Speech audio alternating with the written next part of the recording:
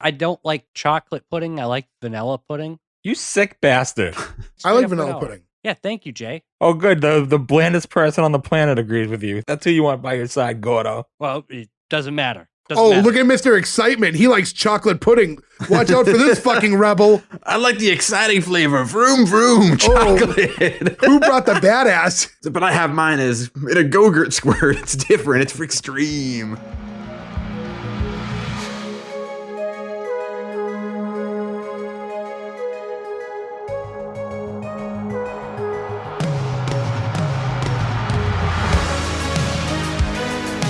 Welcome back, everyone, to S1E1, the show where each week we pick a different sitcom, watch just the first televised episode, forgetting anything we might know about the future run of that show, rate it and decide if it's a show we want to greenlight or cancel. This week we're going to be talking about Titus. Titus went 54 episodes over 4 seasons on Fox. Today we're going to be talking about episode 1, which was called Sex with Pudding, originally airing March 20th, 2000. To get things started, I'm Jay Gags. With me, as always, most of the boys, Joe, Gordo, and Ferg. What's going on, guys? Heyo. I'm looking for a man named Pudding. So predictable, huh? Yeah, You want me to be your girlfriend? Not yeah. I your think girlfriend? we'll certainly get into it. I think the twist was terribly predictable, but yeah. Yes. So first off, what's going on, guys? How's everybody doing? Woof. Good. Woof. Do you want to go some inside baseball on tonight's episode? Yeah, I think we should explain real quick. So as I say always in the intro to the show, the first televised episode. Now, this was a goof on my part, but unfortunately only one man here suffered, and that was Joe. But depending on where you look up the episode list, I looked it up on Wikipedia, it reverses the first 2 episodes because for whatever reason, the DVD version flipped them. Because I think the episode I thought was the first episode was intended to be. So like on the DVD, there's an episode 2 is called Dad's Dead. That was the first DVD episode in order. But the actual first televised episode, as we do here, was Sex with Pudding. And to be fair, anybody out there who hasn't seen Titus and might watch it to listen to our episode, watch episode 2, Dad is Dead, first, and then watch this episode. Because it's the episode that makes the most sense to be the first episode. It introduces every character, gives all of their backstory, and then makes this episode make way more sense than this just being a standalone opening episode. Well, good to know. I didn't end up watching that one because you guys caught it before I did all my notes. So okay, let me just chime in for a second here, since I'm the only one who watched and took very extensive notes on the episode we weren't covering tonight. The entire episode centers around they think Stacy Keach, the dad, is dead. So it's Titus and Dave in the house, and then it introduces Aaron and Tommy, and they do a backstory on all of their lives, how they've been friends with each other for years, how they've been dating for a really long time. It explains the dynamic of the whole group. It is the perfect first episode of a sitcom. They do that in this episode too. Not anywhere near like they do in the first episode. And in this one, they go, "That's my brother. He's my ride or die." Blah blah blah blah blah. And then he goes, "It says the same about the friend." Yeah, it's very minimal though. It's like a full backstory in each one. And I want to say before we even get any further, guys, go to s1e1pod.com. That's where you can find all the links to everywhere you can follow us, all our social medias. And I don't think I ever really advertise this. If you listen to us, but you don't follow our Instagram, every week before we drop a new episode, we tell you what the next episode's going to be. So like, for example, now, if you're listening to Titus and you didn't know that this was going to be our new episode, you would have had an opportunity to watch it ahead of time. This way you could kind of follow along with us.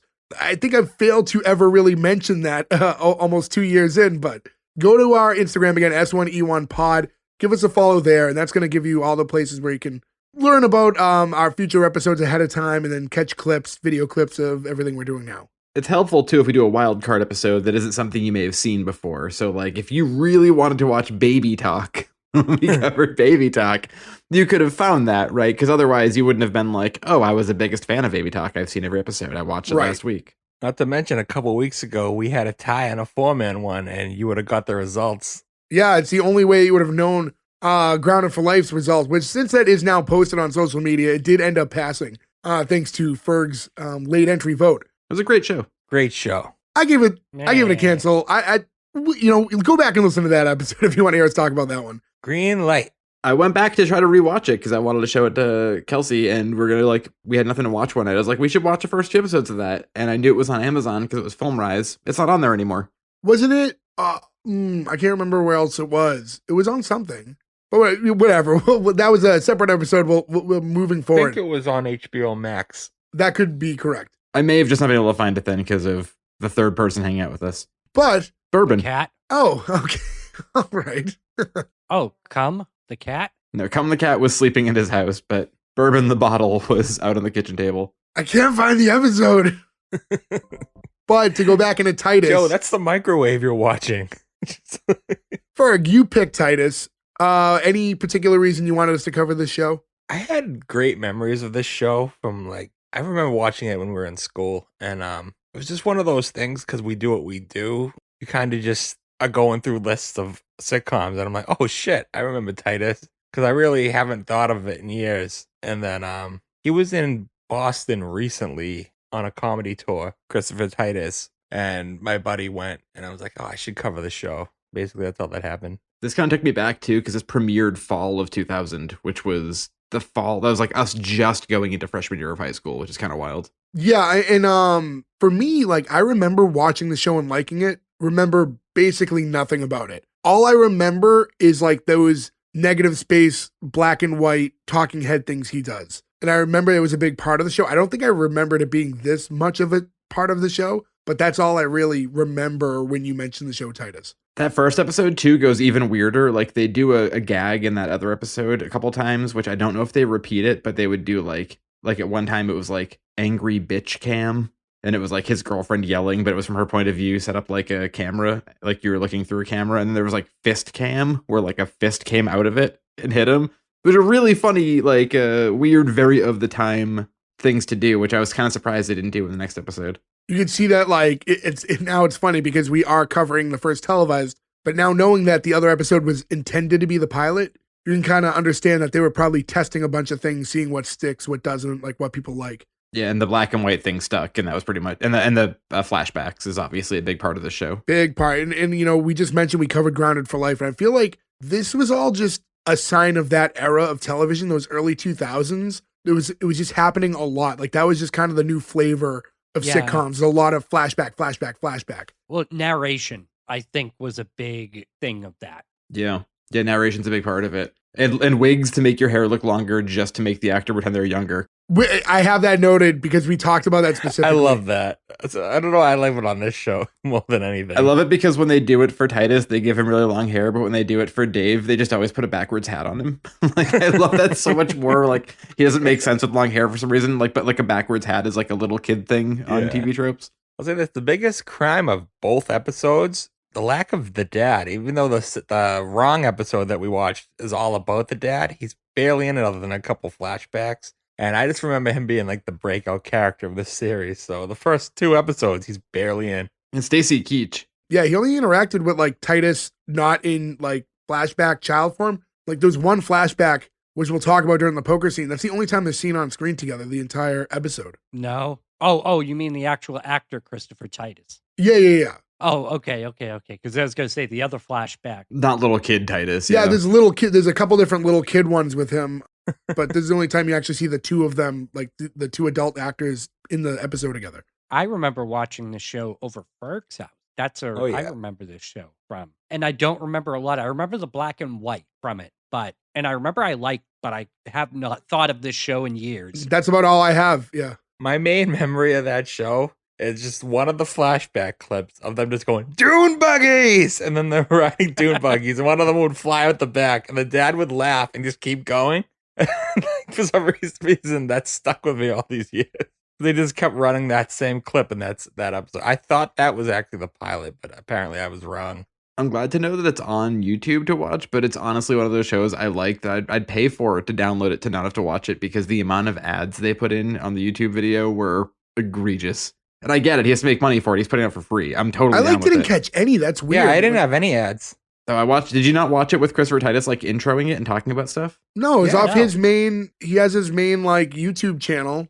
It just right from there. It just flows right through. That's what I was watching. He did an intro video. He was in the mountains. It was during COVID, and he was I'm alone in the mountains during COVID, and it was from him. He was introing it. Was it when he introed the Dad's Dead episode? No, it was the This one, round 2. I forget what the name of the episode is. My brain Sex is broken. with Sex with pudding? Sex with pudding. The pudding episode. No, whatever link Ferg gave us. And I don't think that was his channel. Well, to go back, no, it was one of those things where when the pandemic hit, I don't know the ownership of the show. He must own the episodes or something, but which would explain why it's not on a streaming service. Yeah, they released the entire series on YouTube.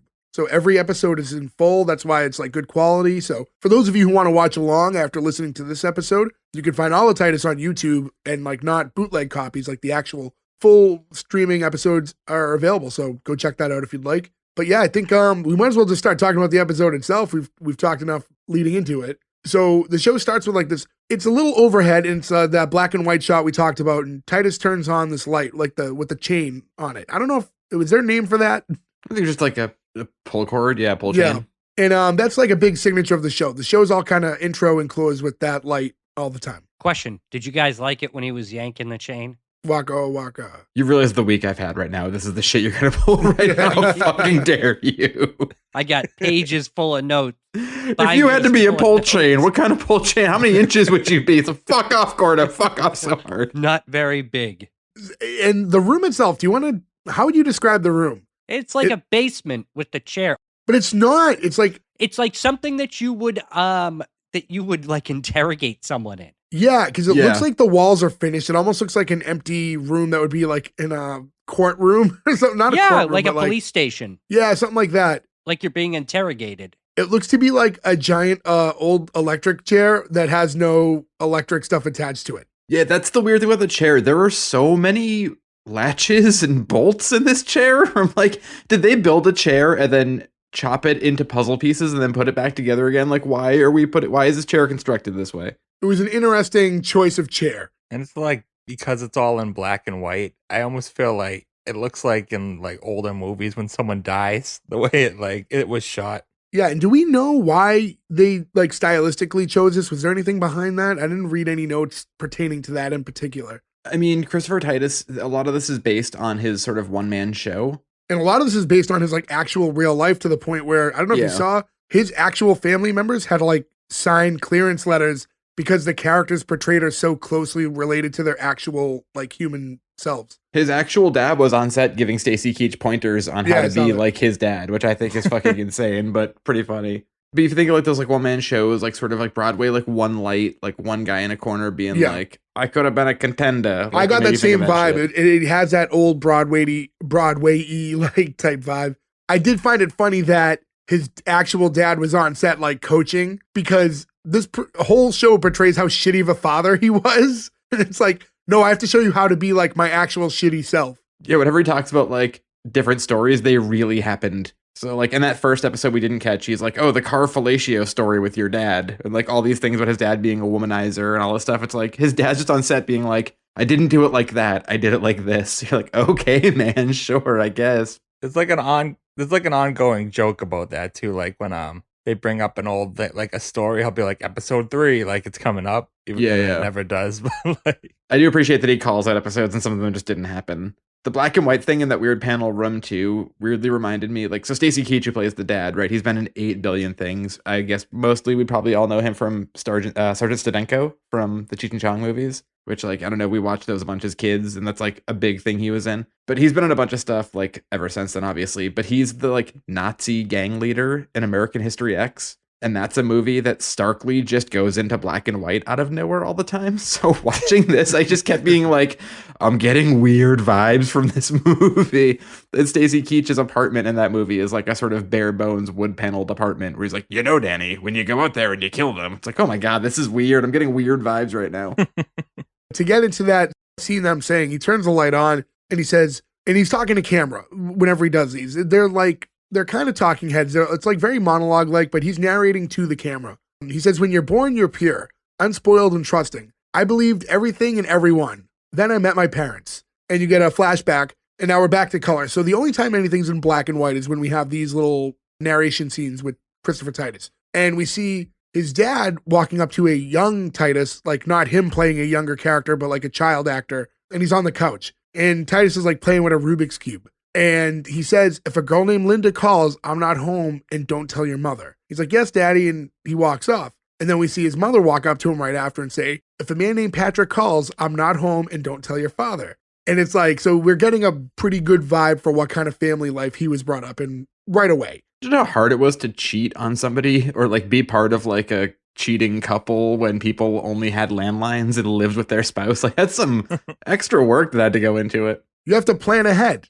There's not a lot of room to pivot if something's going to change. You couldn't just text you up to somebody and then be like, I have to work late. Just like it's so much, I imagine it's so much easier now. I'm saying that as somebody who doesn't cheat and doesn't leave their house really. If anybody ever listens, Kelsey, ooh. You just get that fax that's boobs.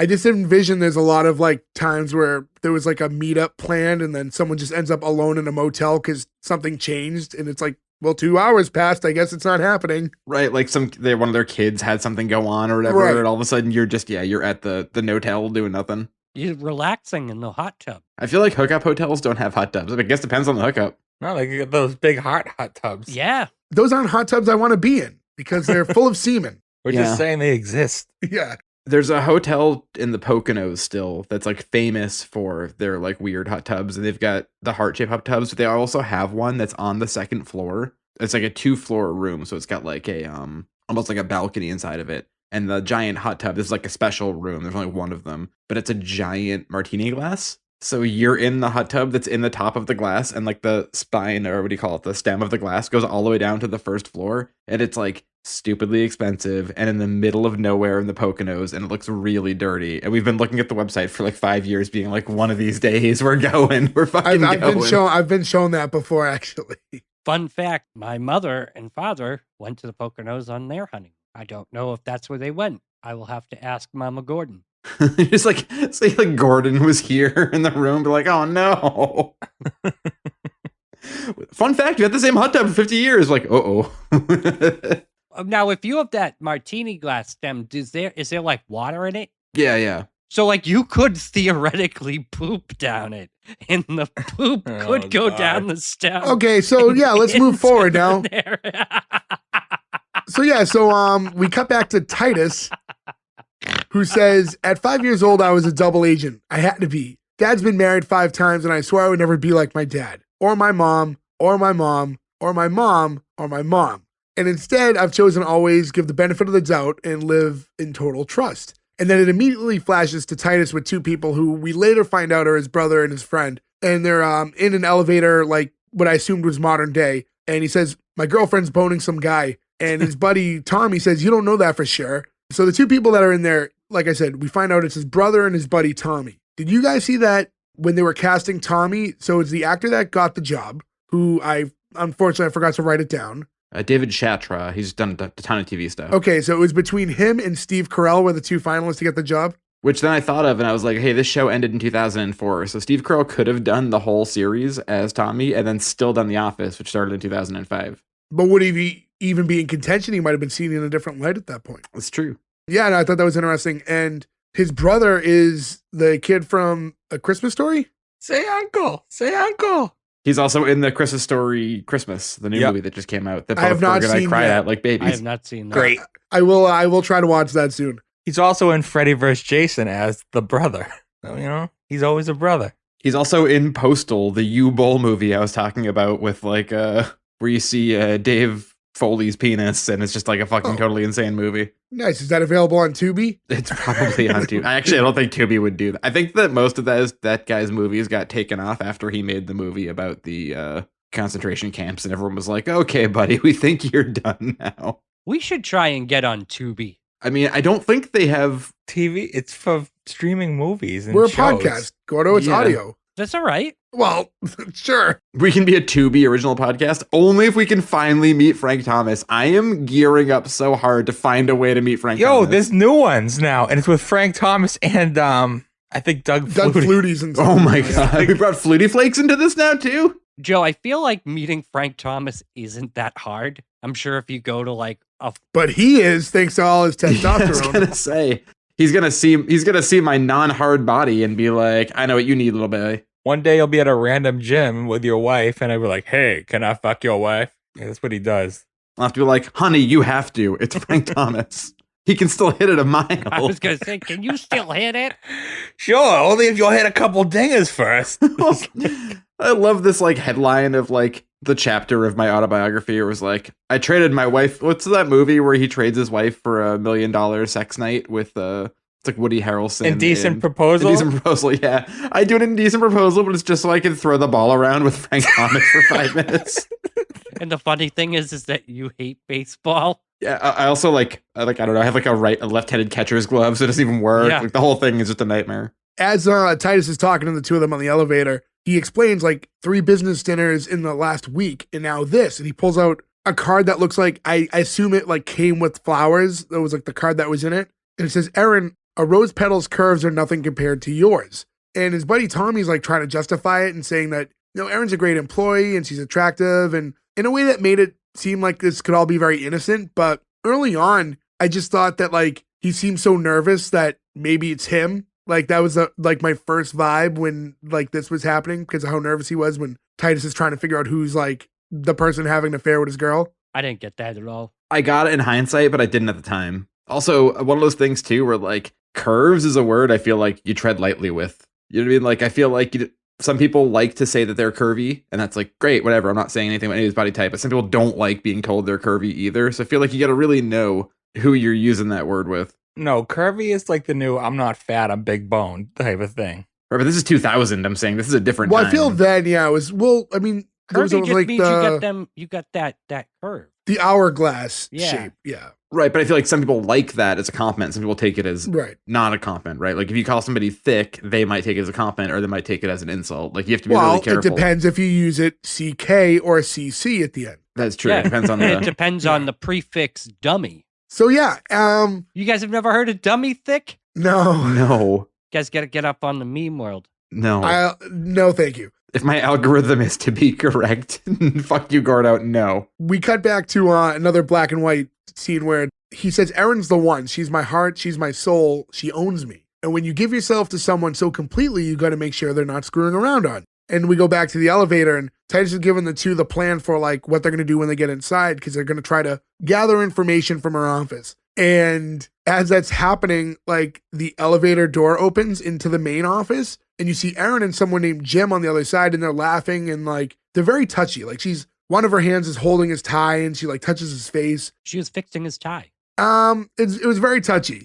It was very touchy, but she was fixing his tie, but it was a little touchy. And this guy, Jim, 9 acting credits total. This is his last one. Oh, this was it? Out after Titus. But no, I don't know. She touched his face too. And they're talking about how, she's saying how funny he is. While this is happening, the 3 guys in the elevator are watching it and they're just reacting silently and the door shuts and she never notices that they're there. I don't know. When I saw that, I was like, that's very, I don't know. She's touching another guy's face. It's a little much. I mean, she's definitely flirty at this point. Yeah. We get into the intro, which I really like this intro. So it's just like, it starts with just like a big engine revving thing, which none of that's touched on here because a lot of the imagery is like race car stuff for the show, but in no time in this episode is that touched on at all. And again, why the other episode makes more sense as the first episode, they explain all of that Titus owns a hot rod shop. That's barely mentioned too in that one. It's just not at all in this one. But they actually go to the shop though. They show an actual hot rod they were working on in that first episode.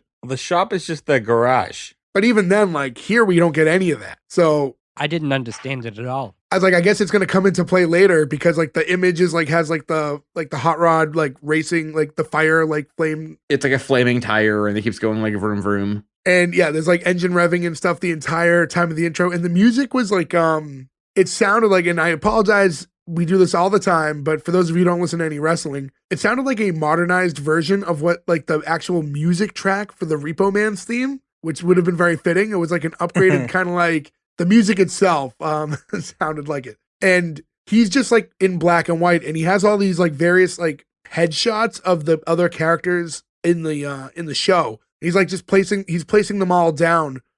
But they say on the top of them, like, my girlfriend, my brother, my friend. And that's the only way, that's how I knew who Tommy and Dave were, was through this part, like what their relation was. Right, because this should not be the first episode. Correct. And it is interesting because of a flub on our part, where it's impossible to ignore it. But now Joe has like a different perspective. Ferg, I think you watched both episodes too anyways, right? Mm-hmm. I didn't. So I stayed true to just this one. So it's going to be inherently impossible to ignore at times, but in a way I kind of like it because it was intended to be the pilot. But anyways, any thoughts on the intro itself? I really liked it, like I said, for whatever reason. It was very quick and to the point. I liked how the headshots explain the relationship because this episode did not at all. Well, I think it makes sense, right? Because if you were to pop in, if we're ignoring this episode, right? Say you haven't seen this show, we're hanging out one day and I'm like, Gordo, you should check out the show. Titus is really funny. And you're home and it's on one night and you're like, oh, I'll watch it. Like, you're going to have at least an understanding going into the episode of who these people are right away. I think that's a really smart move because it doesn't matter where you are in the, right? Because a good sitcom you can dive into, right? Like, I never watched Seinfeld from episode 1. I caught it in the middle of its run in syndication and then like caught up, right? It's like a good show makes you understand the premise and the characters in any episode. And if you can't do that, then fuck it. Give it to them in the opening. And then it makes you feel like you know where you are all the time. Also, the intro takes place in that black and white narration room. Right, which is kind of Seinfeld-y too, which is like, the single person who's the fixture of the show, who's a comic doing a bit. From the intro, we get right back to where we left off. And now the elevator opens up again, only this time Erin and Jim notice. And Erin says hi, and they all say hi back as they step out of the elevator. Titus introduces himself to Jim as like Erin's boyfriend while he's like putting his arm around her, and also mentioned that he's like prone to fits of anger. And he shakes Jim's hand. He goes, "Oh, a little feeble. You should probably pump some iron to take care of that hand problem." He's being extremely aggressive with Jim, assuming that he's the person behind, the note and everything like that. It reminds me of the Hank Hill episode that when he met George Bush. Yeah, limp handshake. He won't vote for him. If you guys had a gauge hands. Nice firm handshake. I always give a firm handshake. I was genuinely a little freaked out when COVID first started happening. There were all these stories that were like, is this the end of the handshake forever? Well, because you'd see like the president would fist bump people. Yeah. And they're like, this might end the handshake. And I was like, fuck you. I will die on this hill. You shake a person's hand when you meet them. It is a sign of respect. And I will do it whether they like it or they don't like it for the rest of my goddamn life. What's the difference? You're still making contact. The handshake is it's like a wallet. This is like the fanny pack wallet scenario. The handshake is what you do. So is the handshake like the fanny pack? No, the handshake is like the wallet. It's the proper thing. Moving forward, Jim leaves, and then Titus asks Erin about him, and she's like, "Oh, it's just someone that I work with." She's like, "Should I step aside so you can mark your territory?"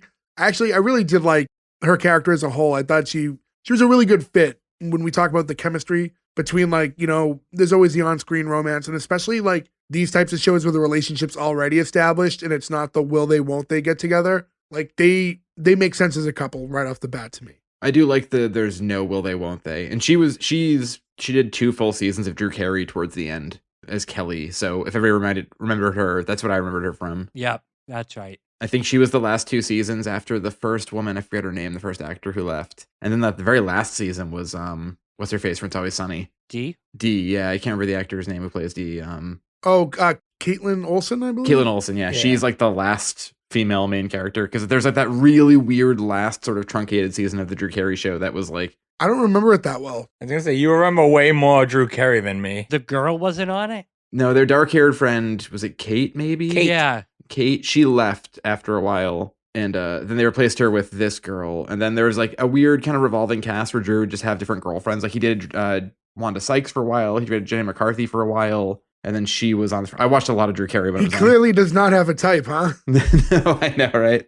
Yeah, and one thing, I not to get ahead, but sorry, sometimes it happens. From what I understand, a big part of what's theory to be the cancellation of the show was Christopher Titus in real life got into a giant argument with Fox because they really wanted to break him and Erin's characters up, and he thought that was like a big mistake for the show, and that was like a big like sticking point that potentially, according to him, caused the cancellation of the show Titus. I thought it had to do with 9/11. No, but that's a fun story we'll get into because that story rules, and I hope that he put that version of the episode up on his YouTube. Well, we'll get into that. Erin asks how they got in, seeing where they're all banned from the building, and Titus is like, "Oh, we just walked in with confidence, and then no one's going to bother you." And then his brother Dave speaks for the first time, and he just goes, "I wore a hat."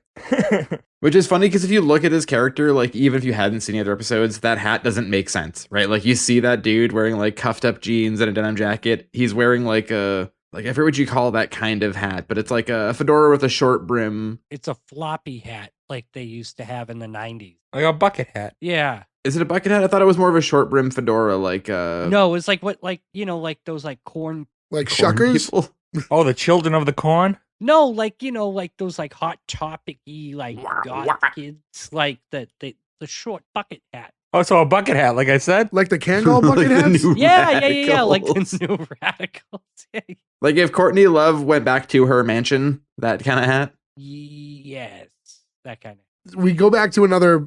What do I call these? Flashback? No, but like the black and No. white ones. Narration. Oh, narration. I can just keep saying narrations. We get back to another narration where Titus explains, Dave's my brother. I love him with all my heart, no matter how many times I'm charged as an accessory. And we cut back to the same elevator from before, only it's like security footage from a different time. And basically the whole scene was just that. His brother was stealing a whole bunch of paper from the office that they didn't need just for the hell of stealing it. He insists that it's not stealing because Titus's girlfriend worked there. It was just like, we don't even need this much paper. But he's like, that's the beauty. There's no motive behind it. And no one's going to catch us. And then they both look up to where the camera is. And then they like try to like hide in the corner of the elevator so they're not seen, but obviously too late. I love that. Titus gets the corner, but he's in the wrong corner, so he just holds the paper up to his Over head his and face. shimmies Yeah. over. After he drops the other reams too. Like it's really very good slapstick. And we get back to present day when Aaron asks what they're doing there. And he says, oh, we wanted to take you out to lunch. And she's like, it's only 11 o'clock. He's like, well, when do you have lunch? And she goes, lunchtime? Okay, that is lunchtime. Yeah, to me, I was like, I've had plenty of 11 o'clock lunches. Is there some like rule that like, God forbid you eat a bite of food before 12 o'clock? Like it can't count as lunch? Have you never had pizza or a burger at 11 a.m.? Because I certainly have. I've had pizzas and burgers at 7 a.m. Right. So You know, when pizza's on a bagel, you can have pizza anytime. I'll give you this one. Gordo. That was well placed. He then says, oh, we'll just wait for you in your office and let us know when you're ready. And she's very quick to like stop them and say, like, you guys are not going into my office. We get to another narration where he's like, Aaron's office, inflammable, non-flammable. You got to read the dictionary to know what burns. And you get like a really quick cut to just Titus and Dave just standing outside of the ledge of like her office, like on either side of the window while you can see everything inside's on fire. I love the idea that they lit it on fire and their idea to leave was to just go stand on the windowsill in a building we know they're high enough up that they have to take an elevator for. Like, why would you do that? Maybe they lit the door on fire. Maybe. I've seen the Towering Inferno a number of times and there's no way out, really. And that's all we know about that whole story because it cuts right back. And it's her to try to send them off. But like before that could happen, another woman from work who I assumed at the time was her boss enters. So like they all like turn their heads down because they don't want to be recognized because they're all banned from the building. And the boss is like, I swear I recognize you from somewhere. You know, he's like, oh, he's like, we're here to fix the copier, the cup of like, he was stumbling over his words. And then Aaron jumps in and say, oh, like, you know, head into my office and I'll meet you when we're done up here. And tells this, her boss that they're like a cleaning company from a group home. Yes, I think the joke here is that they're challenged. Yes. Like a challenged group home, not like a criminal group home. That's the way they sort of play it later. Yeah, so the way they played it later is what would aid to that. Like early on, not so much, but certainly when you revisit this joke later. And then we get into another narration where he says, Aaron has always been a co-conspirator, keeping the world from knowing what a dork I really am. And we cut to what might be their first date, or at least like an early date of theirs. And he goes to sit down and they're at like a cafe or something, and his tie goes straight into his coffee. He's like, oh, well, you're probably not going to see me again after this one. And she like pulls him like in and kisses him and says, maybe you're just not a tie guy. And the kiss is what made me think maybe it's not the first date.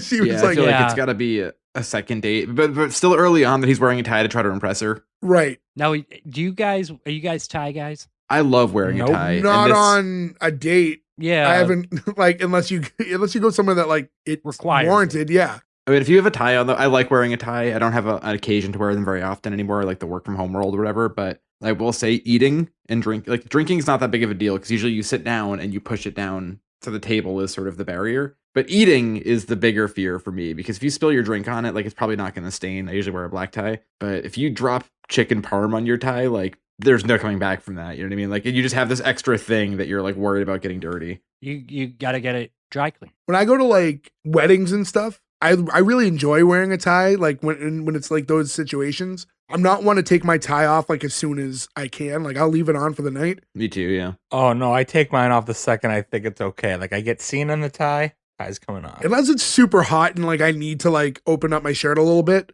But I always find it funny because all the aesthetic and like the look of having the tie and what that brings goes away when you have to flop it over your shoulder so you can eat a Caesar salad. Yeah. At a wedding, yeah, everyone looks like a nightmare with their cuffs pulled up and their tie pulled back. It doesn't look nice anymore if you're going to flop it over your shoulder. No, the only benefit of a tie is so you can do the I'm nervous, but like, and loosen it up. That's true. The fact that you can Rodney Dangerfield the tie is the biggest thing. You're grabbing it and going, hey, oh, hey, is the main advantage of having a tie. Now we cut to the guys in her office, and now we're going back to their original plan, which is to basically ransack it and find information. And Tommy asks if they can ever, go anywhere without committing a crime. And Titus is like, this isn't committing a crime, it's an invasion of privacy. And then he opens up her gateway laptop, and we hear the "You've got mail," and not the real "You've got mail," a different "You've got mail. And then he admits that, okay, maybe this is both an invasion of privacy and a crime. You've got mail. So I was wondering if they still did the "You've got mail" noise, and I recovered the password to my AOL email account from like 25 years ago. And I went into the options, and you can get the original "You've got mail" guy, who, by the way, is now retired and made a ton of money off of doing that. He's a voice actor. Good for him. But would you like to know, there are some alums for the S1E1 podcast on here we talk about a lot, including you can change it to Whoopi Goldberg. That was the Crypt Keeper, by the way. R.I.P. But if you guys want to hear Whoopi Goldberg passed away, hold on. You've got mail. Why'd you say it so cryptically? I don't know. But yeah, some other luminaries for this would be you can do Donald Trump. You can do Hugh Grant. And Hugh Grant is just like, "You've got letters." I'm just like, why would you do that, Hugh Grant? God, it's so sexy. But like the amount of people who are on there, like sort of fit to when AOL was still relevant. Like there's not like a lot of modern celebrities on it, Hey, it's Seth Green. You got mail. Mandy Moore. Like if you're really trying to like get an idea of what time it was. Larry King is on it. Larry King has been dead for like 10 years. Speaking of people who looked great in the tie, Larry King, King of the Bow Tie. Oh, Larry King, King of the Bow Tie. But yeah, these people are just like, it's such a weird thing, but they're like, it's still there. You can still do it. I don't know who does AOL mail. I apparently have thousands of emails on my email address, which I'm not going to say out loud what it is because, well, I'll never log into it again. It doesn't really matter, but. It's funny though, going over even that little part of the scene, we definitely triggered different things because the "You got mail's what got you," and I couldn't get off of the Gateway laptop. And Me too. I went there too, yeah. This is where I wish that Nick was in this episode because he would probably have better insight on this than me because I think Gateways still exist. They do. But in the 90s, Gateways were like big for a while. And I just remember the boxes all had like cow print. Did you see why? Yeah. No, I never knew why. Didn't they get bought out by HP? I'm not sure who owns it now, but the Gateway name, but I think they might just make hardware now for computers, but they still have, they're still in existence of some sort, but I looked up why the boxes were those cow prints because that was such a huge thing when we were kids, right? And apparently the owner, like the founder of the company, his dad was a cattle farmer. Oh. So he's from Iowa. So he had like a livestock business. So it was like in honor of like his family business of having cows around all the time. He made the boxes, which is super smart too, because they stood out. You saw that box in the Best Buy. You saw it from a fucking mile away. I mean, almost 30 years later. And like, it's something that, I still remember to this day. The downside is though, too, you also made those boxes basically just look like giant money bags because what did a computer cost in 1999? If you saw that sitting on someone's front lawn from the UPS and the guy hadn't come out to take his mail in yet, like you knew you could just swipe the big rectangular cow and make a ton of money. Yeah, back then it's like, oh, look at this laptop. It's got a whole gigabyte of space on it. That laptop is so thick. It is the biggest, beefiest laptop. I forgot about that. No. It is dummy thick. CK. That laptop has more curves than a rose. Is that what we're going with? Yeah. Computers back then, that was something else. Remember when Mac had all the weird colors? And it was the first like one piece with the monitor, yeah. Right around this time period is when we were starting to get all those like weird different Macs that were like, they all, like they looked like toys. They didn't look like real computers. Like candy almost or something, yeah. They looked like what boom boxes should have been at the time, like the small, like portable CD players at least. They almost look like when you see stuff that's made like for prisons. Like you ever see Yeah, like the TVs and stuff that are made for prisons and everything is completely see-through so you can make sure you're not like hiding stuff in there. Somehow they find a way. Well, I mean, Oz gives you a lot of good examples. It's true. We get to another narration. It says, growing up, I'd heard the legend of privacy that lived in other houses. I have a diary, I have a journal, and no one will ever read it. And I tried keeping a diary once. It ended up a performance piece of one of my dad's poker games. And this is like we said before, we get a flashback, and we'll eventually see Titus, but in the interest of bringing it up right away, eventually shows up with a mullet wig on, which we talked about in the Grounded for Life episode, is like the staple look when you're trying to do a flashback in that era. You just give the adult actor a mullet wig. Classic go-to. And we see his dad reading his diary to his friends at the table. It says, I don't know if she'll ever notice me, but just knowing she's in the world makes the world a better world to live in. And that's when Titus walks in and he keeps reading, My Secret Diary by Christopher W. Titus. The W, gentlemen, stands for wussy. Now, also, Ferg can attest to this, they go into a whole thing in the episode that should be the first episode about how his dad always calls him a wussy, and don't be a wussy is like the big insult in their family. Yeah, the whole show, wussies is their dumbass if it was read from that 70s show. Because he uses it later in the episode too, so it's definitely going to be a thing. Because at least here it was, at the very least, I knew it was going to be a callback because they use it twice here. Also, an insult that pretty much died. Wuss was a good one. Yeah, I like wuss because wuss is kind of like it's like milk, like it's just base. You know what I mean? Like no one can be offended by wussy. Well, you know what? I'll get into it. I don't know if I've ever said this on our show. I'm not sure, but I went through a campaign of my own a while back. I really think that one of the best insults that has been forgotten with time is dipshit, and I really want to play for dipshit to make like a strong comeback because I think it's so good. I do like dipshit, and also it doesn't mean anything. Yeah.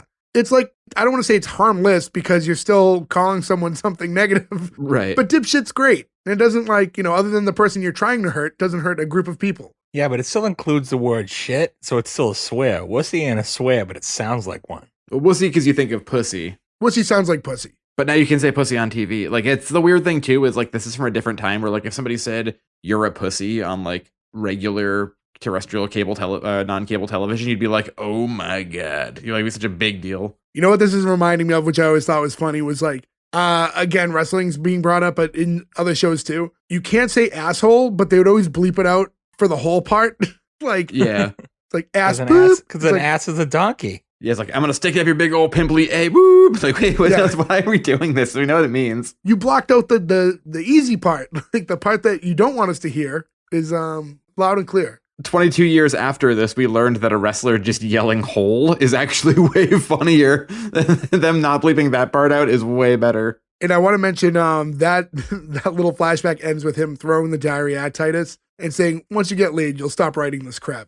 I like that line. I thought it was funny. And then we cut back to the office and like, he goes, oh my God. It's like, don't judge her. They send that porn without asking.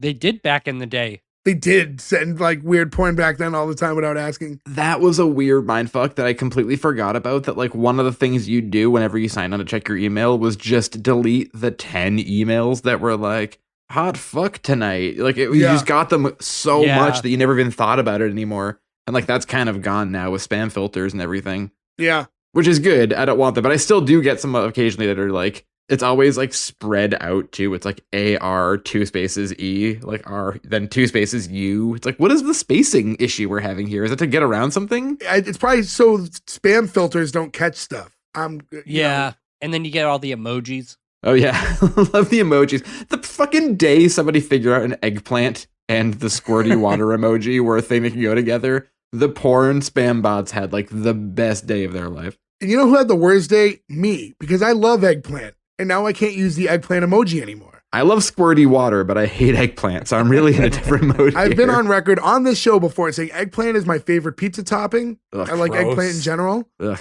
A nice eggplant parm. Yeah. Just be chicken parm. Why are you doing the thing that you're doing? I like eggplant parm. Sometimes you want to be healthy. That is not healthy. Yeah, if you're eating eggplant parm, you have eliminated the healthy part of it. So just eat the good tasting chicken parm. Like, Gordo, I get that there's eggplant in it, but then you get that eggplant, dip it in egg and breadcrumb, fry it in oil, and then you douse it in cheese and sauce. There's nothing healthy. Let's not pretend that chicken is the unhealthy part of chicken parm. Yeah. It's like, ooh, candy apples. I'm being healthy today. Titus reads an email asking if Aaron is on for dinner. And it was like, same place we normally go. And then it was like signed from someone named Pudding. And Tommy's quick to defend, saying it's like a light snack. He's very defensive this whole time. And this, we find out why later, and I like that it's addressed, but I did think it was a little weird that he was super defending of whatever was going on throughout the whole episode, right from the elevator in the beginning. Now, every time Titus finds something that looks like an obvious clue, Tommy's very quick to shoot it down. Well, because I watched the first episode, I learned that he's the naive friend and they're a close group and he just wants them all to stay together. Well, it does go to a narration immediately after. And he says, Tommy is so trusting, I see a carjacker, and Tommy sees a grumpy valet with a gun. It's a good line. It's a good line, yeah. There's a few lines here that made me laugh a little bit. And I will say, I went into this episode a little angry because I had already watched one and I had to like double down. But there's a few lines. There's one moment in here where even in my anger, I genuinely laughed so hard I had to stop. And I was like, fuck, this show is fucking great, which we'll get to in a minute. But I do feel like, yeah, like Ferg said, like if you watch the first episode first, though, like the Tommy thing, I think it's less conspicuous. Well, from that narration, we get into what I believe might be one of the greatest moments in television history. And this is, we're like at a diner, basically, and it's Tommy and his then girlfriend sitting across from Titus and Dave. Closest us in the shot, you see Tommy's girlfriend and Dave. And Tommy's talking about how she's like his soulmate and like the greatest thing that's ever happened to him. Meanwhile, you see this girl's bare foot rise up and just start rubbing her foot against Dave's dick, like from under the table. Under the table foot jibber. Yeah, now he's got his jeans on, but that actor did not pull back. This was not cleverly cut for television. She got right in there. This is what we call method acting. Yeah, she was really doing it. What the fuck? That was dedication right there. And we salute you. And they're talking about, and Tommy obviously doesn't know what's going on. And he mentions that they're going to the movies and that the other two should join. And Dave's very quick to say, like, he'll go. He's like, I'll go. Yeah. Dave is so funny in this show. Oh, he makes the show. Him and the scene was amazing. And I just couldn't believe, Fox has always been known to push it a little bit, but I did not expect the old footski like being that obvious in the shot. Yeah, they'll let this happen though, but they'll really censor a 9/11 episode. So Rupert Murdoch, what's it going to be? Well, timing. Timing's a big part of that.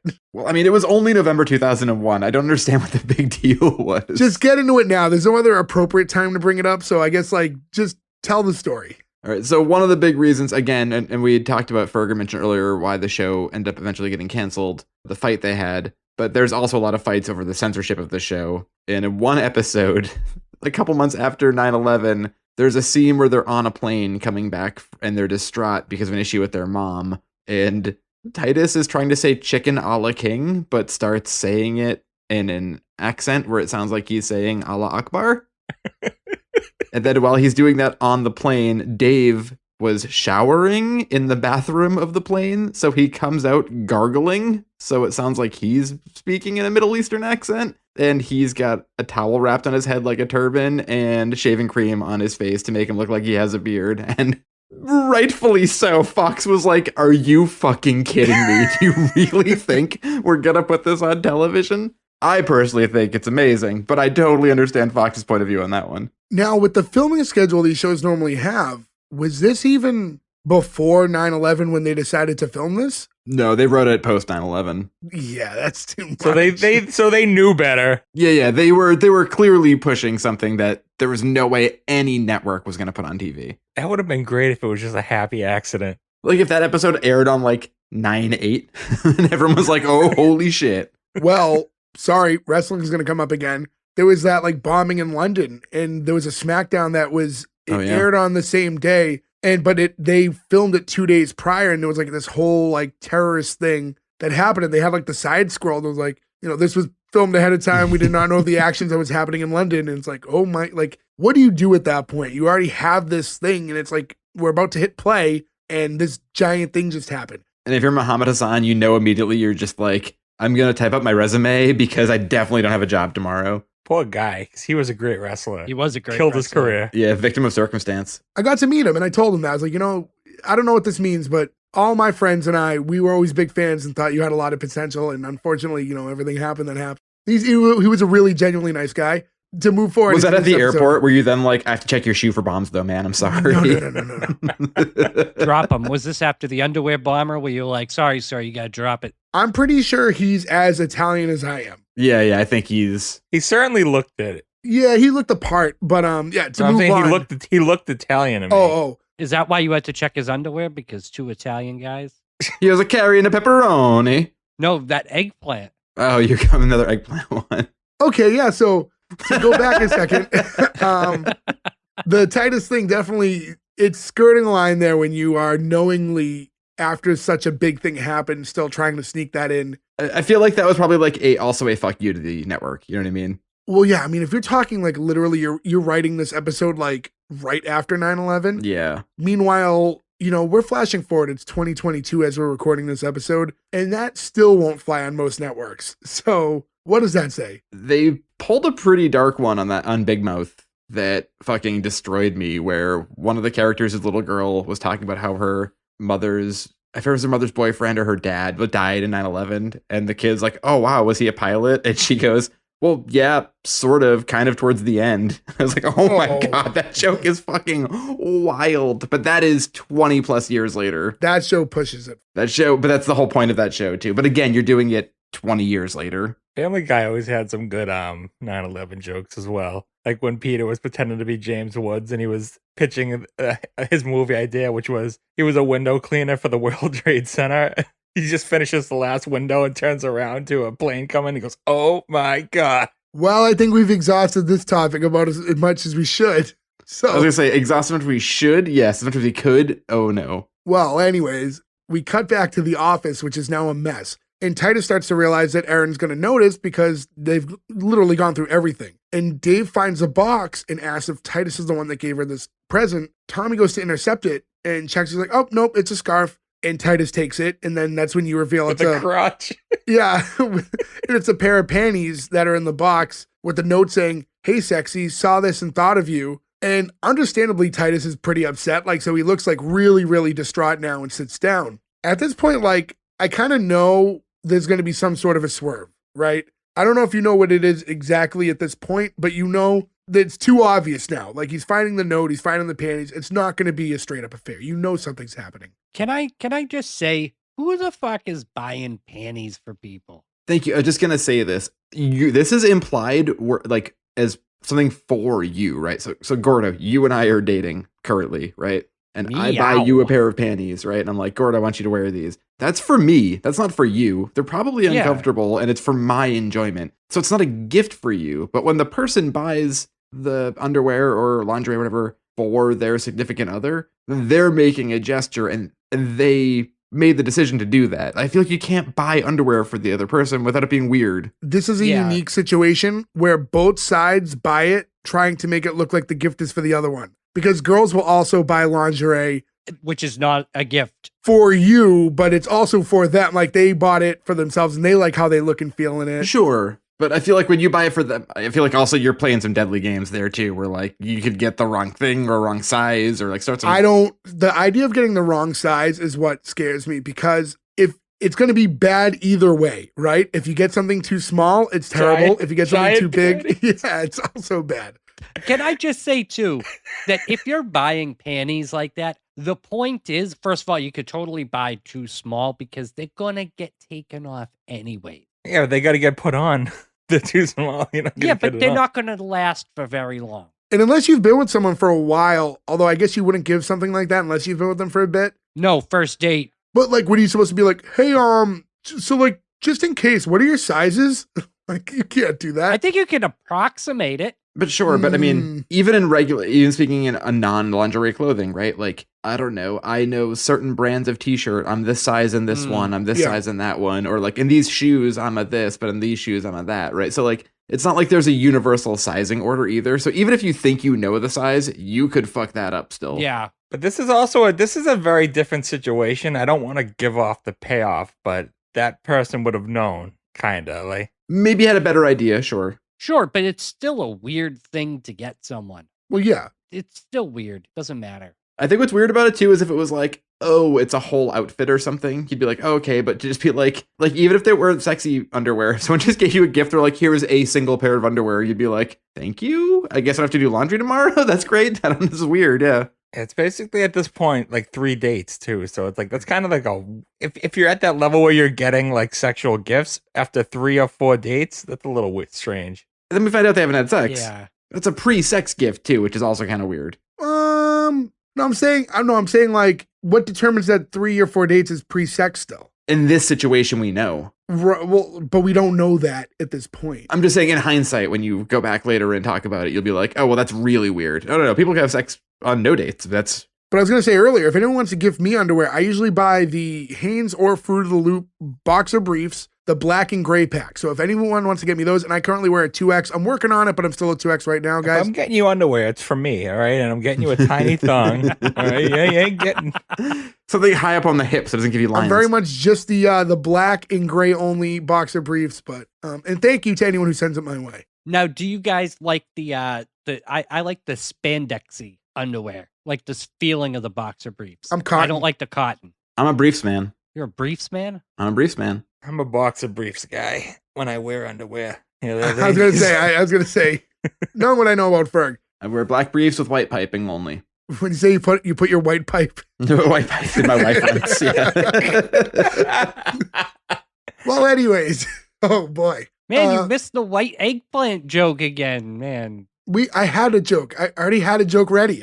Yeah, I like the pipe better than the eggplant. I don't want to talk about eggplant ever again. I fucking hate eggplant. This eggplants keep coming up on this show. Well, you keep bringing it up now. So we get back to another narration, and he goes, I've known Erin since high school, except she was in the hot-looking babes group, and I was in the outcast pimply guys who hadn't discovered deodorant yet group. Our group. And no, I was very cleanly my whole life, buddy. I was going to say, that's our group except for deodorant, because I think that we were the people who got those tiny little...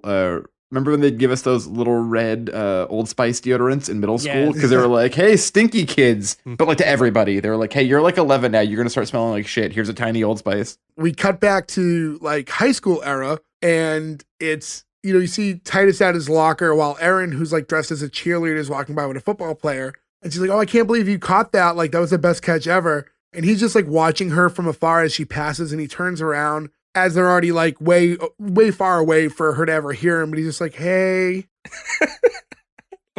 We get back to modern day, and Erin walks into the office that's all like ransacked, and you just get it again where he actually is looking at her and he's like, hey.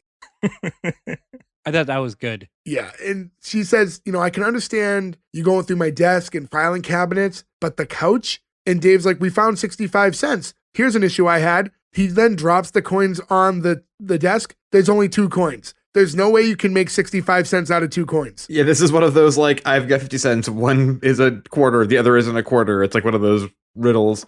Also, though, just one of those lost art things, too, where, like, you're not going to have much luck these days digging through a couch for change. No, not as much cash in the pockets. I bet you'd be surprised. I can't remember the last time I actually had change in my pocket at this point, yeah. So my thing with this part was, I know she's like used to him and the brother being just who they are and always getting into trouble, but not knowing even why they're there or why they're doing what they're doing. She seemed a little calm considering she walked in her office, which is now a fucking mess. All right, I thought the same thing, but keep in mind, she's nervous because she is hiding something. She's dealing with shit, so. Yeah, I just thought like there should have been a little bit of an element of like, what the hell are you guys doing? And there was like none of that at all. Especially because the last time they were in her office, they lit it on fire. I was going to say, that's where, like, it doesn't make sense because I'm sure the other show sets up their relationship. I didn't know how long they were actually dating for at this point. They said it since high school. No, he's known her since high school. He's known her. It doesn't actually go into how long that they dated for. So this whole time, I'm like, man, that's really weird that, like, you would do that. I thought she was a new girlfriend. Right, like you could meet somebody tomorrow who we went to high school with and you never dated and all of a sudden be like starting a relationship, but you wouldn't have been intimately with them for that time. He shows her the underwear and Tommy like chimes in from afar, like he thinks you're having an affair. And she's like, did it ever occur to you that there might be something going on in my life that's worse than having an affair? And he's like, I'm dying? She's like, this isn't about you. And then Dave's like, I'm dying? Which I found that funny. But Dave again, was the other good line. I thought the overall reaction to like, he thinks you're having an affair is like, I don't know, it just seemed weird. Like the way that she introduced, hey, I'm going through something right now, just seemed like the dialogue didn't seem quite right. I would expect like your period, like something like What? that would be more of the time. Like a coworker was being friendly. Hey, I know you're on your period. Here's some clean underwear. Well, they were red. They were also like, I don't know much about anything, but I'm pretty sure I don't know a woman who'd be like, these are the first underwear I'll go for when I'm having my period. I don't think those are the choice underwear. True. Titus is like, all right, well, what's going on? Like, whatever it is, like, I have your back. Like, you know, we're a team. And I thought that was a little weird because that she just had to say that one line where you're strongly suspicious that she's having an affair. You find the note, you find the underwear, and she just goes, you ever think that maybe I'm going through something? And he's like, you're right, I'm there for you. That's what made me think that they weren't dating for that long. That's not something that you say to somebody that like you've been dating for a long period of time. I don't know. I just thought he should have more questions at the very least, other than like, you know what, you're right, I'm there for you. He's not that bright. She tells him that this isn't a cage match and she has to handle this on her own because she doesn't want him involved. And he doesn't want to leave until she tells him like who it is. And Tommy chimes in saying like, you know, I think you should tell him. And then this is when Titus realizes that Tommy knows whatever it is that's going on. So he starts to like corner him. And like Tommy's like really, you know, we already see that he's a little neurotic. And once Titus gets really close to him, I think he like puts his like finger on his chest, like just kind of like at a poking thing. Tommy finally cracks because he said he was sworn to secrecy, but he says, she's being sexually harassed at work. And Titus looks at her and he seems like kind of tearful and goes like, really? And she's like, yes. And it's like an emotional scene. And then he walks over to give her a hug and says, oh, thank God. I love the excuse, like the reasoning, like, why are you happy? But like, oh, well, we just kick his ass. It's like so fucking perfect. Yeah. Because like, it was like a relief because, oh, someone's harassing you. And like, you know how these guys are, at least him and his brother. So yeah, because what did it, I think Dave was one who was like, yeah, this plays to our strengths. Yeah, exactly. Yeah, like they'll just use brute force in a situation. That's their style. This is when it started to become very obvious. The twist. I'm gonna kick his ass. Yes. Where is this guy? At this point, I figured it out. Yeah, me too. You know, I figured out what's happening. Also, some cage matches in 2000. Ooh. There were some real doozies. There was the Scott Steiner versus Rick Steiner and Tank Abbott cage match. If you guys remember that one. Is that from like Greed or like one of those? Yeah, this is like pay-per-views? Envy, Wrath, Greed, yeah. whatever. There was the Jeff Jarrett versus Jimmy Snuka, noted murderer Jimmy Snuka 2000s cage match, which is fucking insane. But also one good one, the Triple H Mankind Hell in a Cell was 2000. That's actually a good match. Yeah, well, technically that's a cell, not a cage. One of those matches actually said on the listing for it, because just like looking up 2000s cage matches, one of them was like parenthetical, like mesh cage. Like that is historically what a cage match has always been. What are you talking about? Since Nick isn't here, do you guys want to go into that debate again if War Games counts if there's a top of the cage or not? I would love to go into I it just to bother Nick. It would. This episode would run way too long if we got into all that. Maybe we should do a bonus episode. Where we just talk wrestling one day? Yeah. It's like a backdoor pilot. To a podcast that nobody wants. There's Yeah. no way we would be able to appease the mix of wrestling fans that we all are. And finally, a wrestling podcast out there. There's so many of them. We get to another narration, and he says, my dad invented sexual harassment. In every current sexual harassment lawsuit, my dad gets a royalty check, which I really like that. This is my favorite scene of the whole episode. We get to, it's back and forth. We get from, it's like goes from narration to flashback. And each time is different times where the father has like a potential secretary. You can never see her face. It's like him sitting at the desk, but it's usually her back to the camera. And the first one is just him sitting there going like, type this up for me, babe, will you?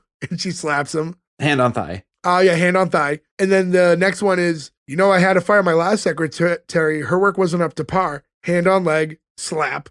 Another narration, which cuts into the third one, where it goes, do you type? And the girl's shaking her head no. And he goes, perfect. Puts his hand on the girl's leg. She takes his hand, moves it up to her tits. And she puts it on his boob, and then Titus just goes, my new mommy. He says it in such a little kid in the voice. narration. And then we cut back to Erin telling him that, you know, she's the one who dug herself into this and she's going to have to dig herself out. And she's kind of admitting that she's to blame for whatever it is that's happening, which is interesting at this point. And Titus tells her, like, you think you're to blame? It's like, no, you're just hot. That's not your fault. And she's like, oh, you know, your heart's in the right place, but it's just not connected to your head. And Titus then questions why she would tell Tommy and not him. And she explains that Tommy isn't like other guys. He's like sensitive and listen. And Tommy chimes in with, I really like this line when it's like, oh yeah, my mom taught me that. She told me that I have one mouth and 2 ears, so I can listen twice as much as I can talk. That's a really nice little piece of writing right there. He's the character of Butters before Butters existed. Yeah. And then Erin pleads with them again to just like leave and that she's going to handle this. And he showed a little more hesitation, but eventually kind of agrees and says, you know what? I trust you. And then, I'll leave. So she goes to kiss him. And that's when the door opens. And it's that boss that we met earlier, the female boss from the elevator. And remember earlier on when she saw them, she thought she recognized them. And that's when they put their heads down. So they did it again. And so she's trying to like get out of it. And Erin's like, all right, good job, everybody. Like tries to play it off like, again, they're just a challenged crew that's helping clean the office or whatever it was. So we get to another narration and it says, since I've been with Erin, I've learned you don't have to bungee off every bridge. You don't have to be the first off the line. You don't have to act like one of those mall guys. You looking at my girlfriend? As much fun as that is. We cut back to Tommy telling Titus how proud of him he is for being a more sensitive, trustworthy partner. And Dave says, you're turning into Tommy. Tommy says he's just learning that he doesn't have to be the white knight every time Erin shows that she's in the first, sign of danger. He's like, danger? So now he's thinking like, wait a minute, am I doing the right thing? And we cut to another narration, but now he has that like knight's helmet on. Is it a helmet? I don't know if there's a technical name for that. Yeah, it's like a helmet and a mask. I think there's probably a technical term for it. I watch a lot of medieval YouTube channels. So it could be a sallet with a visor, but a lot of those things are called a visor. Those things that you pull over your face. The helmet is a helmet. Different cultures will call it something different, but the thing that goes over your face is actually a visor. All right. End of the day, it's a knight's helmet. You all know what a knight's helmet looks like. Most of you listening should know what that looks like. But if anybody wants to know, that's technically called a visor. Good to know. He's wearing that during his narration. He says, I spent a lot of time trying to unlearn things my father taught me. Things like extreme measures get extreme results. And we get to a flashback of them on like a pier, like maybe a lake or something. And this is one of those flashbacks that's so long that the kid's playing Titus and Dave. And he's teaching Dave how to swim, and he just like throws him in the lake. You can see that he's like, the shot never changes, so you're only watching it from the perspective, like looking from the water up onto the pier. But after he throws him in, you can kind of tell by the reactions that he's not taking to the water very easy. Oh, he rarely tosses this kid. Like, yeah, both he does. Of them, he launches them. They get height. I wonder what they landed on. Like, must have been just like a crash pad, right? That's what I assumed. Big mattress or something. Probably crash pad, actually, because it was a good distance away. He's struggling, so he eventually like throws like this tiny lifesaver at him, and that doesn't help. So eventually he picks up Chris, or as I just call him, just Titus the whole time, and throws him into the water to save his brother. And then you get like another guy who just happens to be on the pier walk over and look at what's happening. And the dad just looks over at him and is like, what? I know he's meant to look bad, but that's how you teach a kid to swim. You just throw him in. No, so I agree, but he also has to be willing to help him when it looks like his son might be drowning. Yeah, he has to also jump in after him if he can't float. There's also usually a second adult in the water. Yeah. Right, like being there, not just throwing in, what do they call those? The little donuts. Oh, floaty? The swimmies? Lifesaver? It's a lifesaver. Lifesaver, thank you. Yeah, floaties and swimmies I don't think is a technical term. But swimmies is what you put on your arms. Yeah. I don't know if that's the technical term, but I've only known them to be that. I think that's it for those, but the circular is a lifesaver, yeah. I have to concentrate to say lifesaver and not say lightsaber. Like you've broken your brain from Star Wars? Yeah, it literally has, because I called lightsabers lifesavers when I was little too. Can a lightsaber work in the water? I don't know. I'm sure. Enough. Yeah. I don't know. There's probably a technical answer to that for you big Star Wars guys. I love Star Wars, but I don't know the answer. Come on, nerds, right into us. Yeah, you nerds. Yeah, I've seen every original Star Wars movie a total of 1 time each. Really? I've seen them a whole bunch of times each. Yep, and I only really cared for the second one. Empire Strikes Back? Yeah, Empire Strikes Back I thought was pretty good. The first one, the second one, too many fucking Ewoks. That's the third one. Or third one, rather. Yeah, the second one was good. The third one, it's episode 6. Too much island. Yeah, technically it's the 6th one because those ones are prequels. Yeah, your favorite movie was number 2, Attack of the Clones? I'm a Jar Jar guy. I don't know about you guys. Funny enough. Oh, friend of the channel? Jar Jar Binks? Yeah, friend of the show. Me and Ferg met the actor who voiced and did the motion work for Jar Jar Binks recently. Was just like, very nice to meet you. I'm sorry. Sorry I did this. Did you ask him if it was him or George Lucas who was the giant racist who made up all that dialogue? Because holy shit. That would have been an uncomfortable conversation to have. But... Sure. Sometimes you have to. It's 2022, man. Get in there. Did he do the voice for you guys? No. Super nice guy. I didn't ask him to either, but moving forward. You missed an opportunity for him to be like, you so watch S1E1. To stop it, you can't. You realize what you're doing? You're not doing Jar Jar. You're doing racism right now. No, he's doing a. Oh, what's the species? Damn it! I can't. I was gonna be nerdy. Starts with a G, right? Starts with a G. Like Gunkin. Gunkin or something. Yeah, but they all say Yusa. Anyways, so we get to another quick narration where he's saying, unfortunately, I have a very slow unlearning curve. And we get back to that main office where everyone's at. And Titus is running back in from the elevator area. And he goes, all right, everyone, now listen up. And that's when his brother jumps in with him and goes, this is a hostage situation. This is, again, a very pre-9/11, pre-modern world thing you can do. I love how ride or die his brother is. But his brother's a little crazy. But he's always in. Yeah, he's in for everything. This also very much reminded me of Tommy Boy. Oh, yeah. I didn't even think of that. Yeah, it's just like that. It's a misunderstanding. Yeah. And Titus has I got kids. The other two, like his brother and his buddy, guarding the hall and elevator. And then someone goes, "Are you a stripper?" It's just so random. And he looks over, and this was like weird. This was just kind of like we're sneaking dialogue in because we're trying to get the joke. Because someone's just like using a stapler. He's like, "Put down the stapler," and he goes, "Down, down," when he doesn't put it down right away. And it's just, I get it's to get everyone who's in the office now hits the ground and jumps on the floor. But in the moment, it didn't make sense for him to be like, "How dare you use a fucking stapler right now?" It just doesn't like make any sense. I was really like the line here where he's like, "I'm looking for a man named Pudding." I don't know why that made me laugh so hard, but it really did. Also, I meant to ask this earlier. I was trying to rack my brain to think of the last time I had actually eaten pudding. I've got to think it was 20 years ago. As a kid, I loved chocolate pudding, but I don't think I could eat it now. I think it'd be just too much for me, but... I love a good snack pack. I bought vanilla. I don't like chocolate pudding. I like vanilla pudding. You sick bastard. What about the mix, though? They're okay. The mix one is fine. The chocolate vanilla chocolate one, that's fine. But straight up vanilla pudding, what's wrong with you? I like vanilla pudding. Yeah, thank you, Jay. Oh, good. The blandest person on the planet agrees with you. That's who you want by your side, Gordo. Well, it doesn't matter. Look at Mr. Excitement. He likes chocolate pudding. Watch out for this fucking rebel. I like the exciting flavor. Vroom, vroom, chocolate. Who brought the badass? But I have mine as in a Go-Gurt squirt. It's different. It's for extreme. Oh, I don't know if this is cheating or not. So for Thanksgiving, my Nana made an icebox cake, which is primarily made out of pudding. That I'll say cheating. I've had cake with pudding in it for sure, yeah. So that I had very recently. But like a cup of pudding. Or like a chocolate cream pie. That's mainly pudding. Yeah. You know what, too? Literally this conversation came up recently. I don't understand why anyone modern day still makes pudding like over like the stove with hot water. There's no need for that in life anymore. Like, first off, you can make pudding. You can buy pudding already made, in like snack packs. You can get instant pudding where you're just adding water, and that's fine. And for the minuscule difference in taste, you could then instead boil water and then stir in the powder and spend all that time and like cake up your pan. No, that's gross because that's the kind that gets the skin on it. Yeah, I don't like the skin. Yeah. So it's like, why would you go through all that extra work to make that? Yeah, I mean, that's one of those things where I think technology has helped us. Like, we've moved past the making your own pudding. We're good. I'm a pudding scientist. Yeah, our pudding game has gotten so much better with time. We no longer have to deal with skin pudding. That sounds so... When you don't say pudding skin, but you say skin pudding, I can't. I can't handle that. It's so bad.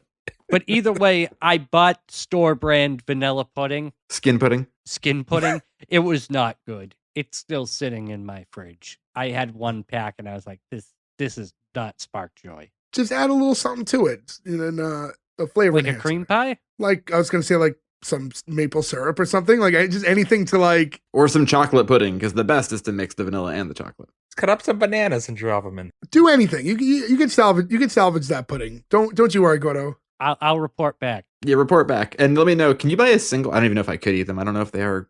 I don't know the food allergen of that. I don't know if I could handle it, but I would like to eat like a spoonful of pudding. Just one spoon? I think this is as much as I can handle, but I think I'd really enjoy the one spoonful. So let's buy a snack pack. Yeah, as I'm saying, can I buy them individually?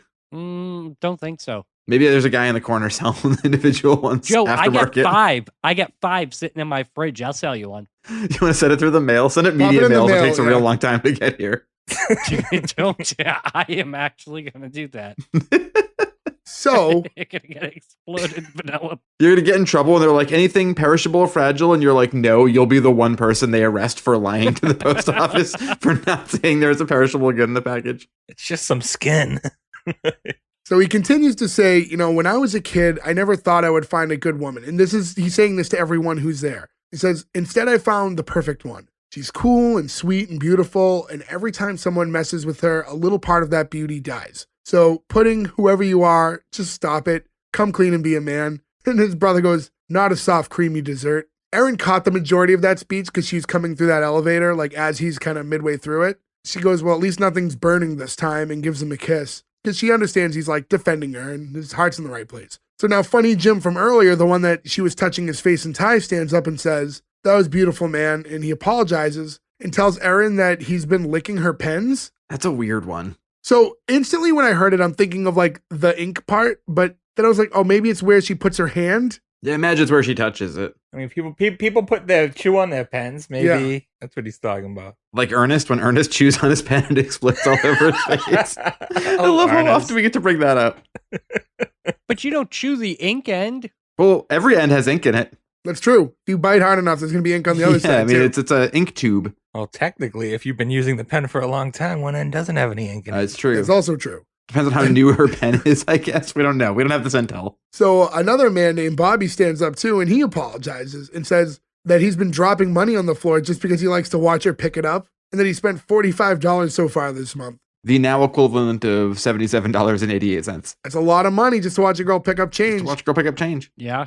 But I that makes more sense to me mentally than the guy who's licking her pens. Do you think that at any point she would find it odd? Like, that's so crazy. There's always like, people just keep dropping change. I've made like $45 this month just picking up change near my desk. I was like for $45 too. I like the idea that he just is making it not worth his while. He's just dropping like silver dollars. Just like, I could have gotten so much bang for my buck. And another guy says that, you know, I always try to go to the bathroom when you do just so we can pass each other in the hallway. You went twice today. She doesn't even know who that guy is. He introduces himself as just like some dude from accounting. This guy too, though, in real life is Randy Lowell. So he's in movies like Tough Turf, you know, a bunch of 80s. You've probably seen Tough Turf before. I don't know if I have. No.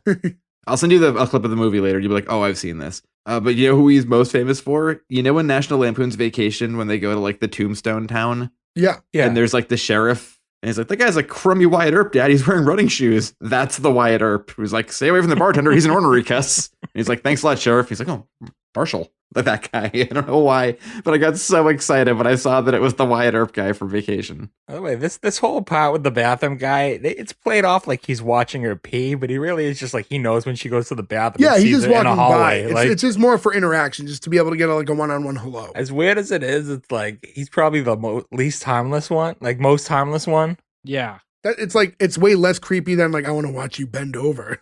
I was also waiting for a secondary joke too, where he's like, you went twice today. I was waiting for like a joke to be about like either something she ate or drank, and I was kind of happy they didn't go there. I'm like, yo, you need a little more fiber in that diet. Right. This is like a weird, like, I am Spartacus scene. This is like a sexual harassment Spartacus. This is not what I expected to happen in this part of the episode. So now the boss from earlier, the female, walks in and asks, what's going on and why is nobody working? And Ted's like, oh, well, you must be the head of the stalker training camp. So that was funny. She finally does recognize him from, you know, the theft and fire situations they were in before. And he announces to her, like, who he is and that 3 people here have been sexually harassing Erin and that, you know, you can't just hide this behind some corporate door. The brother says, yeah, like you did with that engine that runs on water. I didn't get that at all. I didn't know if... I thought I missed the line earlier. Yeah. And I almost went back, but I didn't want to go back. I think it was like a conspiracy theory joke, right? Like people always talk about, like, we do have a flying car, we do have an engine that runs on water, so you don't have to buy gasoline. We do have a cure for cancer, but they're behind doors and they won't let us have them. The rich people have them. I feel like that was like what they were going for, but without a setup, it kind of fell. Yeah. She's asking, you know, Titus who he is, and he says, I'm Erin's boyfriend. She's like, no, you're not. Erin's gay. He's like, no, she's not. And like, are you? And then she goes, if you're not gay, then, oh my God, I've been harassing you. And he's like, pudding? Yeah. And then you get like Tommy from like across the hall, like near the water, who's like, go ahead, Titus, kick her ass. Which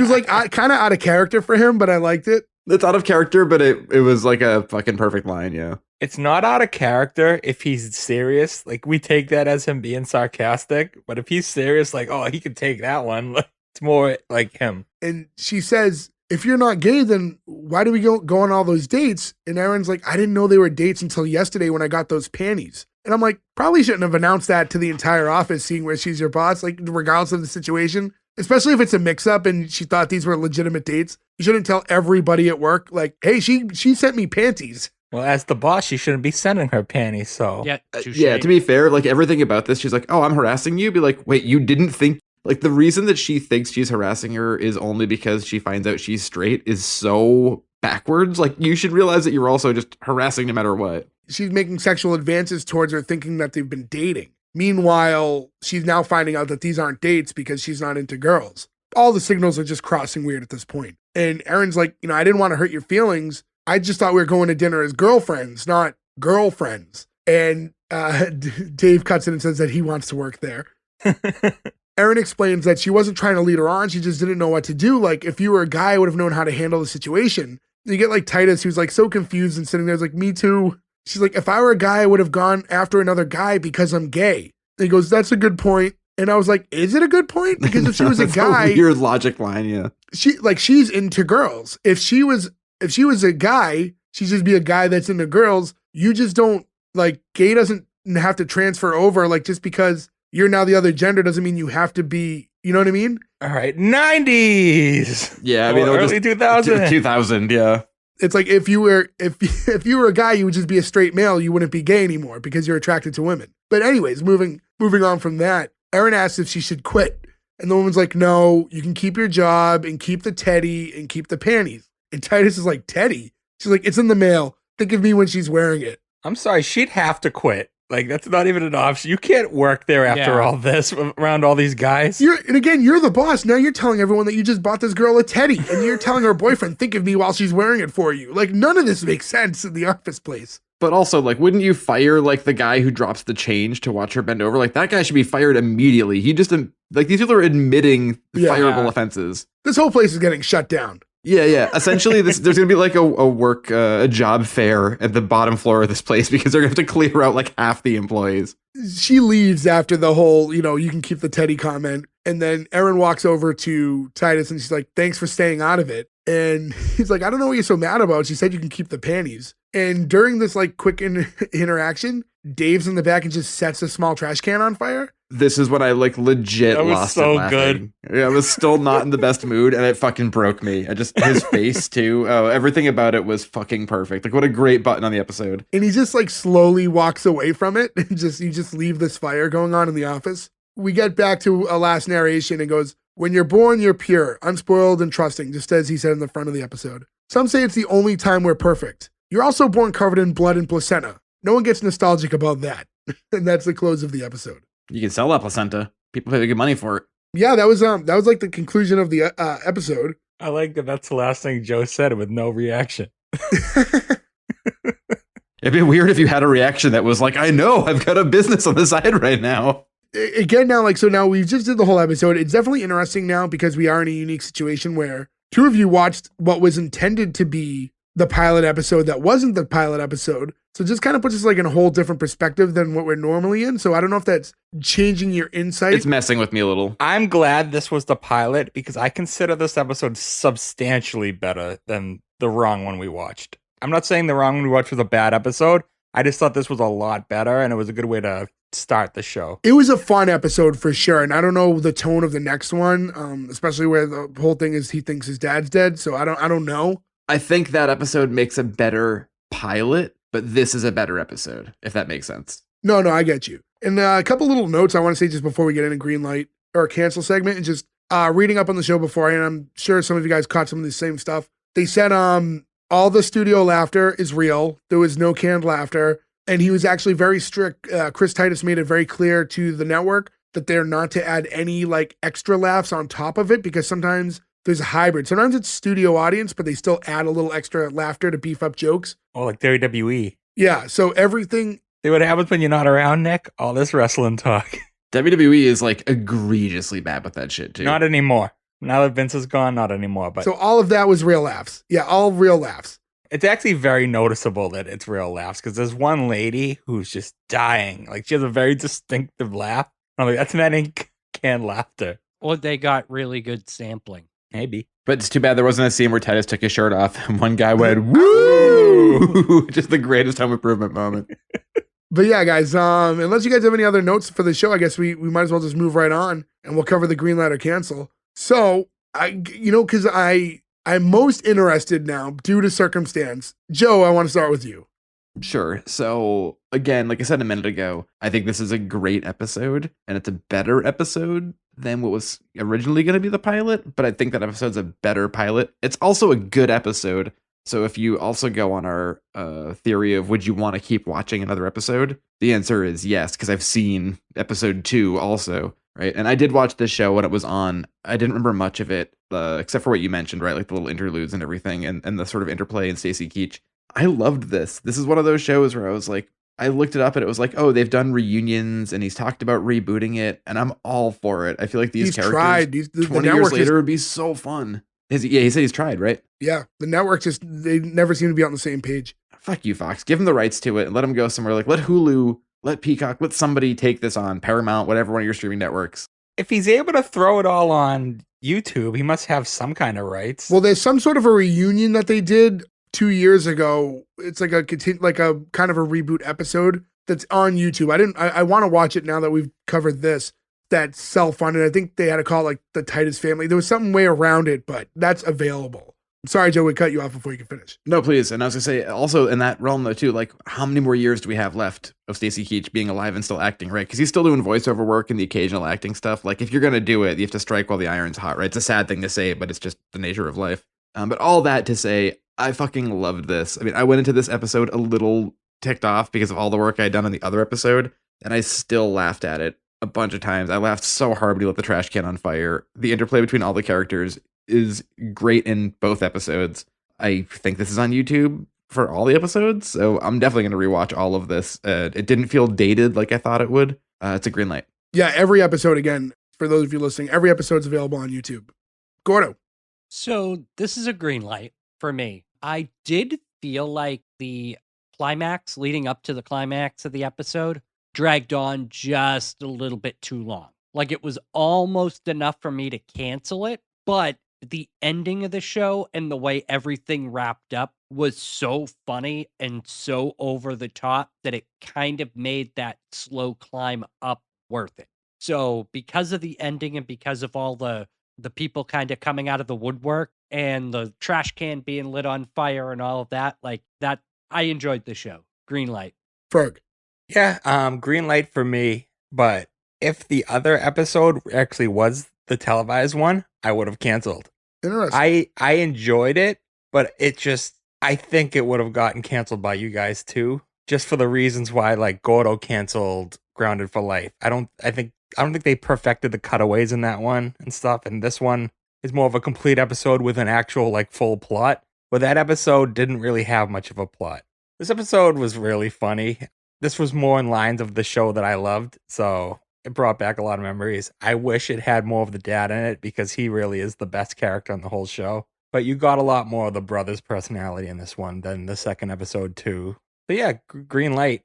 Yeah, and before I even get into mine, Nick had hit me up ahead of time and didn't even tell the rest of you, just in the interest if there was a tiebreaker situation like we had with Grounded for Life and Ferg. Nick is giving it the green light. I don't have any other information other than that, but either way with the three of you, it was already going to be passed. That being said, for myself, I'm right with you guys. I'm going to green light this as well. 5-timer club. Tommy's girlfriend stole the show with that foot scene. I was dying. I just did not expect that from the episode at all. Not that the show doesn't have a few faults. I thought at times people's reactions weren't quite natural enough. Like I said, Erin walking into her office being all messed up and being accused of having an affair didn't seem quite right. Titus dropping down as soon as she said, like, well, maybe I'm going through some stuff.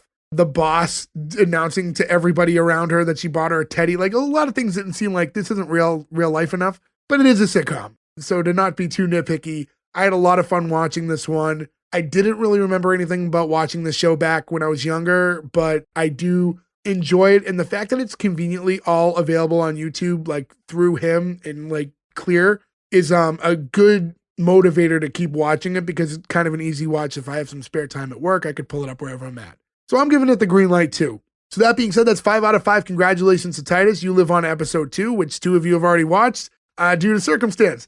But yeah, that's it, guys. That's all the time we have for this week. Hey, I win again. That's not a game. We keep trying to tell you every time you make a pick. Yeah, it's not a game. I win. Go back and watch Baby Talk. Yeah. Keep listening each week, guys. S1E1pod.com is where you can find all the links everywhere you can listen to us. Please rate, review, subscribe, do all that stuff. We really appreciate it. Keep interacting with us. I mention this all the time. You can hit us up on Twitter or Instagram. We'll get back to you. It's been really, really humbling and awesome to hear from you guys when you tell us that you know how you found us and shows you want us to cover. It does mean a lot. It puts validation for us and all the work that we put into this. We've been getting a lot more lately. We have, and it's awesome. So it means thank a lot. you guys Yeah, so it's much. great to see.